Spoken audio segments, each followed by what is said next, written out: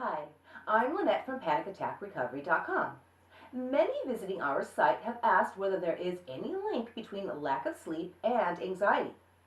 Some people have reported experiencing their first panic attack after a night when they experienced a poor night's sleep.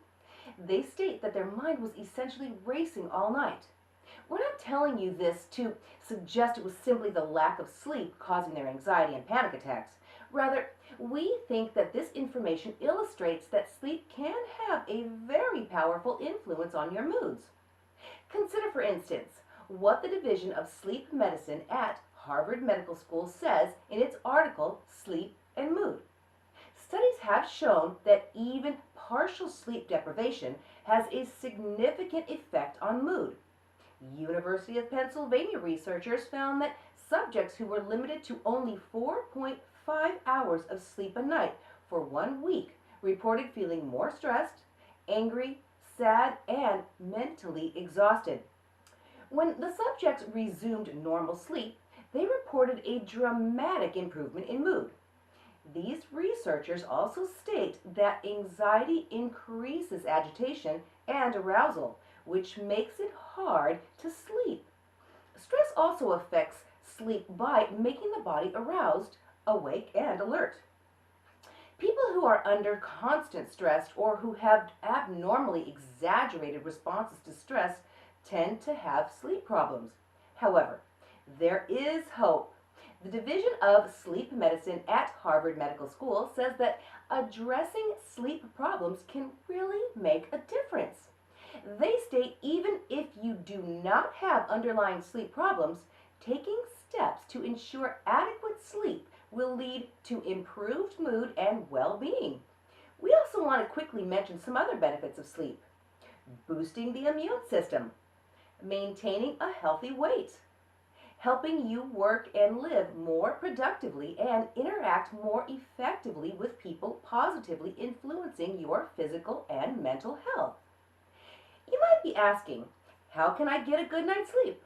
While there are plenty of resources out there that make similar suggestions, you really need to test what works for you. For example, conventional wisdom suggests that you should never read in bed or that the bedroom should only be ever used for sleeping.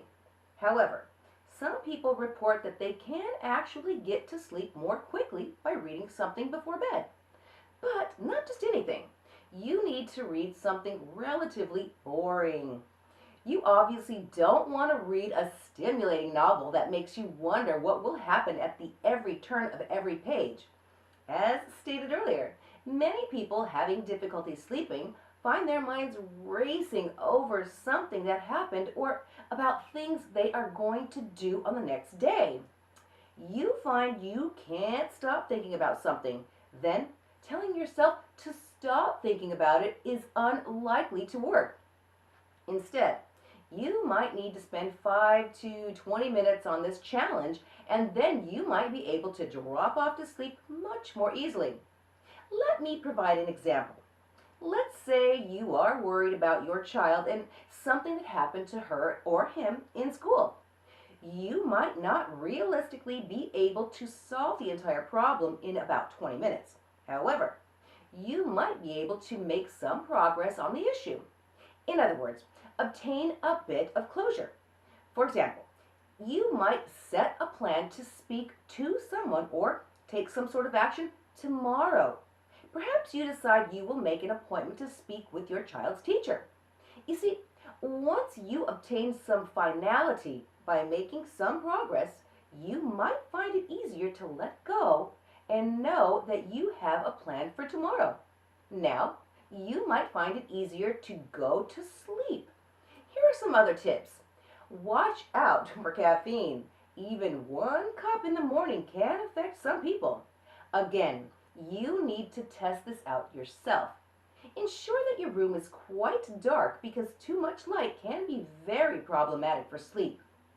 If light is a problem, then you might consider investing in a slumber mask, which helps to block out light.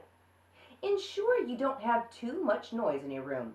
If noise is an unavoidable problem, as it is for many folks in busy areas, then consider getting a white noise machine or a small fan that runs in the background. You can adjust to this consistent background noise while these things help block out other external noises. Also, ensure that your room is not too hot. A cool temperature is best for sleeping. If you awake in the night, then do not turn on the lights, but rather use a flashlight where feasible. Light affects a brain chemical called melatonin. Melatonin regulates your sleep-wake cycle. So, having too much light will cause you to increase levels of melatonin, which begins to wake you up. This is the same process that happens naturally when the sun comes up and you begin to awaken. Be sure to subscribe to our channel and like our videos if they are helpful for you. Please feel free to share our videos with others who may benefit from them. Your communication is important to us. If you have any questions or comments, please feel free to leave them in the comments below. Additionally, if you would like specific references to the research mentioned in this video or additional tips and information concerning anxiety, panic attack, and agoraphobia recovery, please visit our website and subscribe to our free newsletter at panicattackrecovery.com.